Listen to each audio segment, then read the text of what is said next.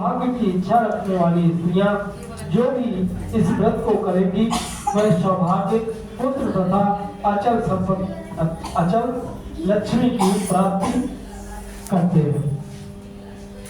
इस व्रत को करने में जो व्रत है इसको करने के लिए एक पट्टे पर एक जल भरा हुआ लोटा रखें।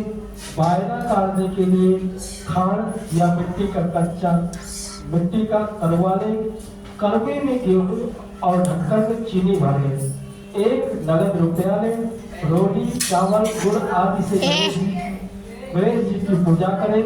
रोटी के कड़वे पर सातिया काढ़ें और 13 बिंदी लगाएं। 13 बिंदी रखें। 13 गेहूं के दाने हाथ में लेकर कहानी सुने। कहानी सुनने के बाद कड़वे पर हाथ फेरकर अपनी सासू जी को पानी लगा करके दे दें। 13 दाने गेहूं के और पानी का लोटा अलग रख लें।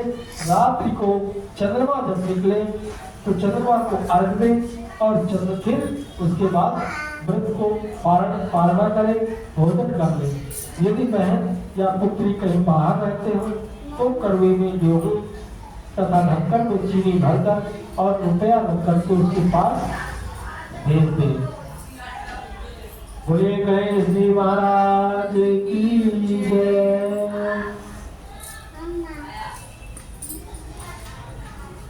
एक बार की बात है, गणेश जी पर बहुत ही आस्था और विश्वास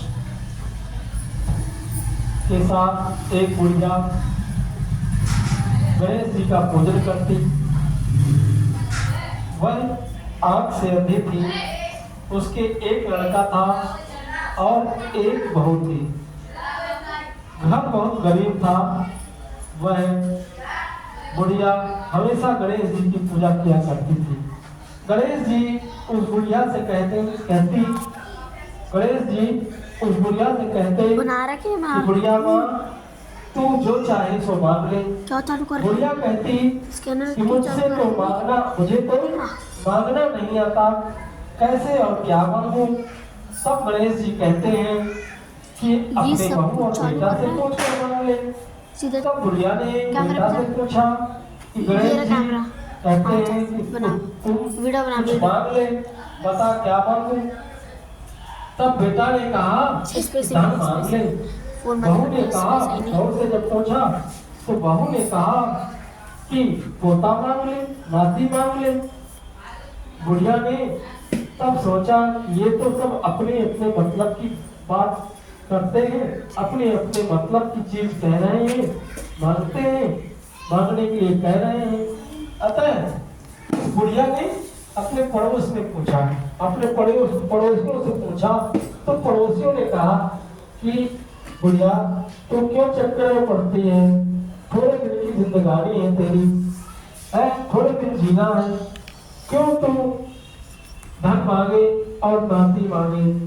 तू तो आंख मांग ले जिससे तेरी जिंदगी आराम से कट जाएगी, तुझे दिखने लग जाएगा। उस बुढ़िया ने पड़ोसियों की भी न मानी और वह घर में चली गई और घर में जाकर के सोचने लगी कि बेटा कि अगर नहीं मानी तो नाराज हो जाएंगे, उनको राजी रखना बहुत जरूरी है। राजी हो तो वह मांग लो। तो सोचा कोई ऐसा वर मांगो जिससे कि मेरी बहू भी राजी रहे, बेटा भी राजी रहे और मेरा भी भला हो जाए।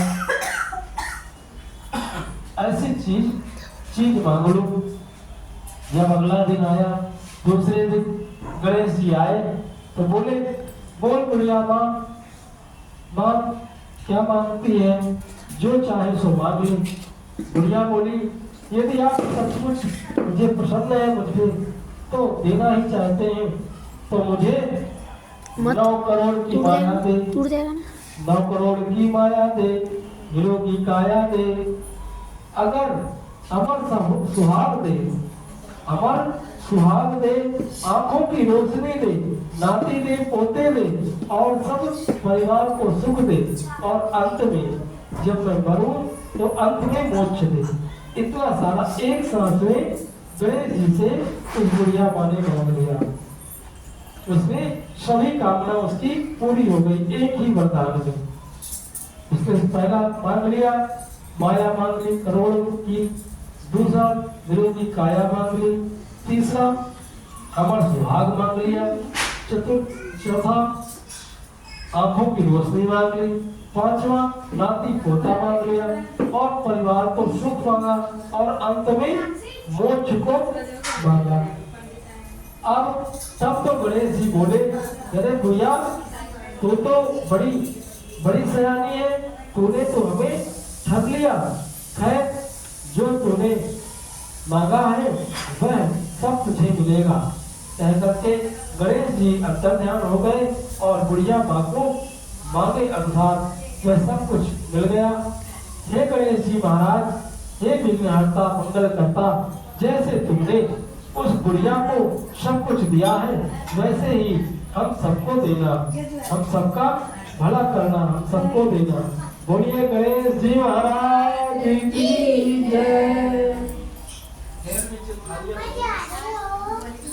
मोबाइल है मेरे पास